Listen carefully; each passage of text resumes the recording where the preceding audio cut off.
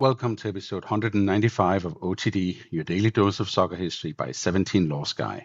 It's May 14, 1931. We're at Colombes, outside Paris. France against England. England are the inventors of the game. France have never beaten them in a full senior international. And for the French players, this is not just a friendly, it is a chance to beat the masters at their own game. They do more than beat them. They win 5-2. And after the final whistle, something happens that feels completely normal today, but had to be invented by someone, somewhere, once.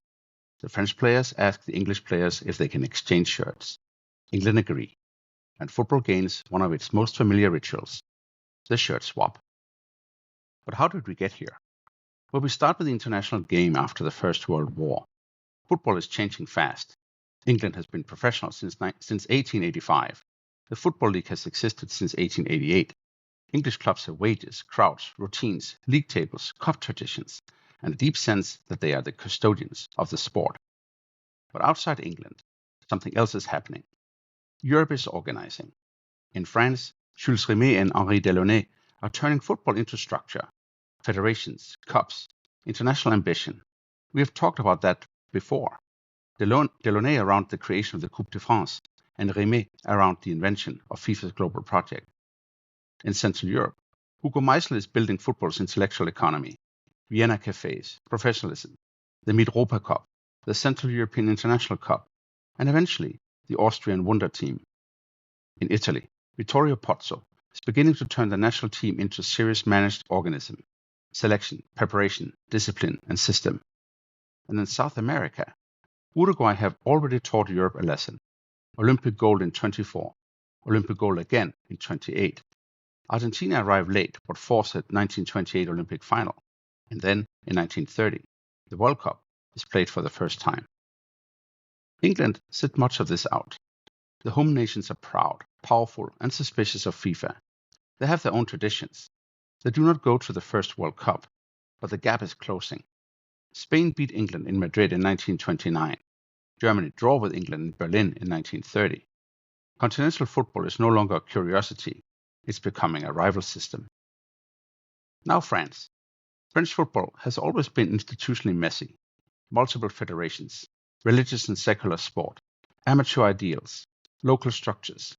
But it also has leaders. FIFA was founded in Paris in 1904, and the French Federation emerges after the war.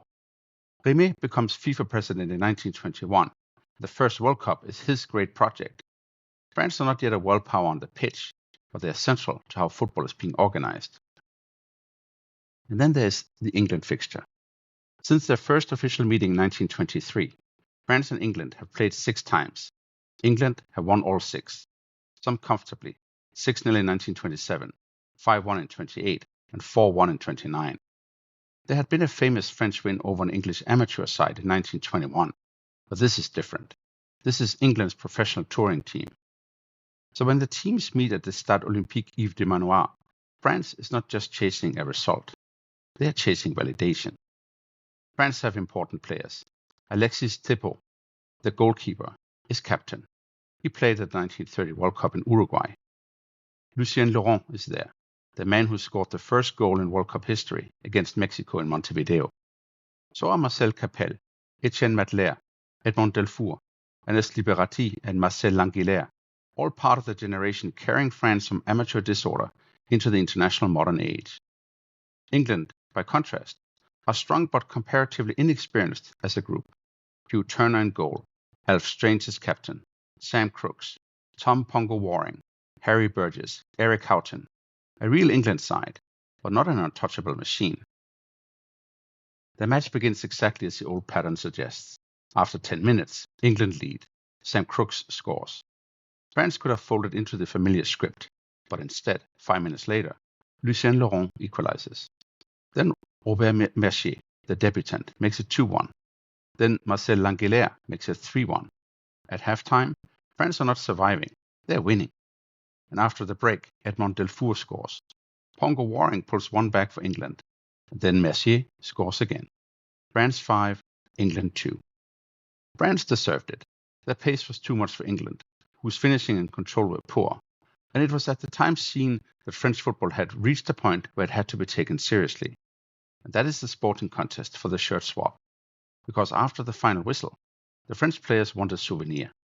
They have beaten England, not England's amateurs, not an English club. England, the inventors, the professionals, the measuring stick. So they ask for the shirts. And here we pause, because it feels strange only if we force ourselves back into 1931. Today, shirts are everywhere. Match-worn shirts are museum pieces, auction items, framed memories, Instagram posts, authentication certificates. Players may have several prepared for a single match. But in 1931, shirts are not personal brands, no names, often no numbers. The shirt belongs to the association, the club, the kit bag, the institution. You don't automatically give it away because, quite literally, it may not be yours to give. There's also the culture of the match. After games, teams and officials often meet in clubhouses, dining rooms, hotels, and receptions. They shake hands, they speak, they dine, they toast. The game still carries traces of amateur sociability, even when the professionalism is changing everything. But nobody has yet turned the opponent's shirt into the object of memory. The French do, and the English accept. And a little detail is wonderful. The French shirts were cotton. The English shirts were silk chemisettes. This was not only a swap of colors, it was a swap of football cultures. So what did it mean? The win mattered more in the moment than the shirts. France beating England 5-2 was a shock. It told Europe that the old hierarchy was eroding. England still had immense football prestige, but they no longer owned the sport's future. The continent was coaching better, organizing better, and learning faster. The shirt exchange did not instantly become the fully standardized ritual we know today. There was no football tournament at the 1932 Olympics. The 1934 World Cup did not suddenly turn shirt swapping into a formal custom. In the 1930s, money, kits, amateur codes, and national association habits still made it occasional rather than automatic. But the seed was planted. The gesture made sense because it combined respect with possession. You kept the opponent's shirt because the opponent mattered. It was a textile autograph, a relic from a match that had meant something. After the Second World War, the practice becomes easier to imagine. International tournaments grow. Travel increases. World Cups produce once-in-a-lifetime meetings. Shirts become visual records of football's expanding world. The 1954 World Cup is often cited as a further stage in the spread of the custom. By 1970, it gives us perhaps the most famous shirt swap of all, Pelé and Bobby Moore after Brazil beat England 1-0 in Guadalajara. Two champions, one photograph, and the idea of mutual respect made visible. And shirt swapping can also reveal when football refuses respect. In 1966, after England beat Argentina at Wembley, Alberto Gonzalez tried to swap his shirt with George Cohen. Alf Ramsey stopped it. The image became the opposite of Pelé and Moore. Not friendship, but hostility. Not exchange, but refusal. Argentina's Ray Wilson swap afterward only made the moment more absurd. Then shirt swapping moves further into club football. Eusebio wants Alfredo Di Stefano's shirt after Benfica beat Real Madrid in the 1962 European Cup final. In later decades, league games, derbies, and Champions League nights produce entire private museums in players' homes. Sometimes the swap is beautiful, like after a 2018 Clasico, when Messi and Cristiano Ronaldo swap shirts. Sometimes it is ill-timed. Sometimes it becomes a scandal. Halftime swaps after heavy defeats, swaps with rivals, because the shirt is not just fabric, it is loyalty, evidence, hierarchy, admiration, and sometimes betrayal. And that is why May 14, 1931 still matters. Not because every player immediately walked off every pitch swapping shirts from that day forward. They surely didn't. But because the French players understood something after beating England, that the opponent's shirt would hold the memory of the match better than any newspaper headline. Before we go, 3 things to take away from May 14, 1931. First, France's 5-2 win over England was a football shock.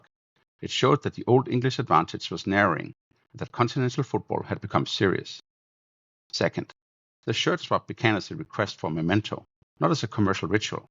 France had beaten the masters, and the English shirt became proof. And third, one of football's most natural modern gestures had to be invented. The handshake was old. The banquet was old. The souvenir shirt was new. On this day in 1931, France beat England 5-2 in Paris, asked to keep the shirts of the defeated inventors of the game, and turned a post-match memento into one of football's most enduring traditions. That is all for episode 195 of OTD, your daily dose of soccer history by a 17 lost guy. Tomorrow, we go to May 15, 1974, and to the Lark's boat incident after Scotland had beaten Wales 2-0 at Hampden Park. See you tomorrow.